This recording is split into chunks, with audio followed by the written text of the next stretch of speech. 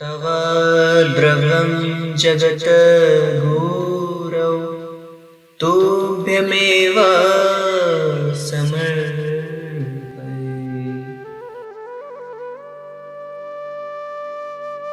तुम क्या चाहते हो? प्रभु कहते हैं, हम लोगों के समाज में अनगिनत नैयायिक हैं।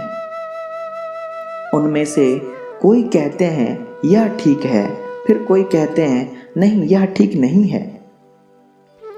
हम लोग इस प्रकार के नैयायिकों के ऊपर निर्भर करके बैठे रह नहीं सकते।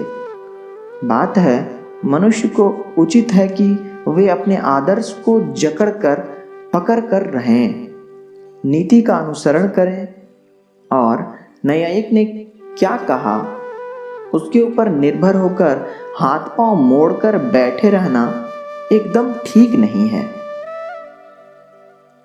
निंदन्तु नीति निपुणा यदि वा स्तुवन्तु लक्ष्मी समाविष्टु गृहं गच्छतु वा यथेष्टम् अद्वैव मरणमस्तु युगान्तरे वा न्यायात् पथि प्रविचलन्ति न धीरा।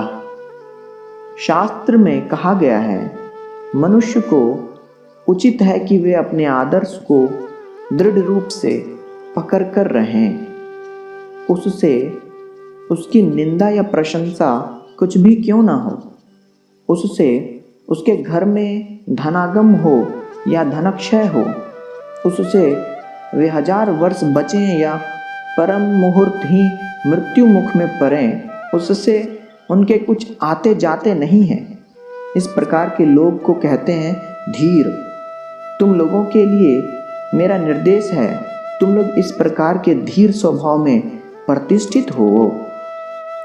जो कुछ भी क्यों न घटे, अपने आदर्श को ठीक से पकड़ कर रहो, इसी में है तुम लोगों की आध्यात्मिक प्रगति।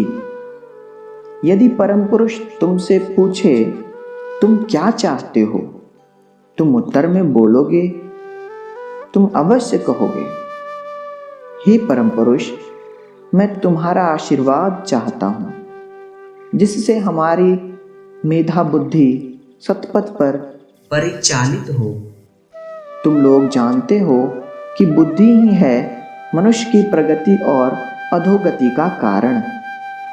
इसलिए तुम्हारा मन यदि आगे चलने की यथार्थ दिग निर्देशना प्राप्त करे, तब तुम्हारा और क्या प्रयोजन रहेगा।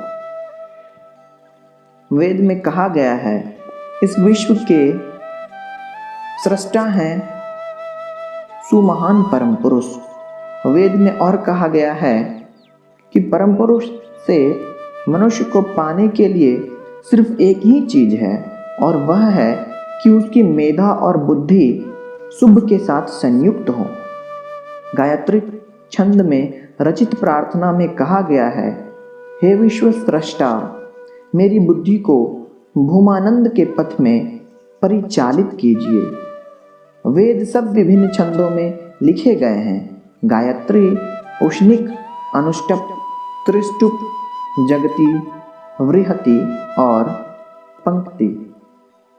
गायत्री छंद में 3 पंक्ति है और प्रति पंक्ति में 8 मात्राएं हैं। गायत्री शब्द का अर्थ है जिस गान के माध्यम से मनुष्य की मुक्ति का पथ प्रशस्त हो।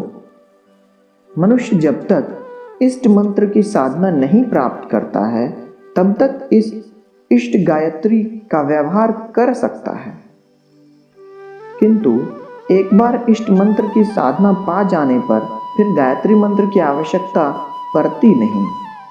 पटना, 22 अगस्त 1978।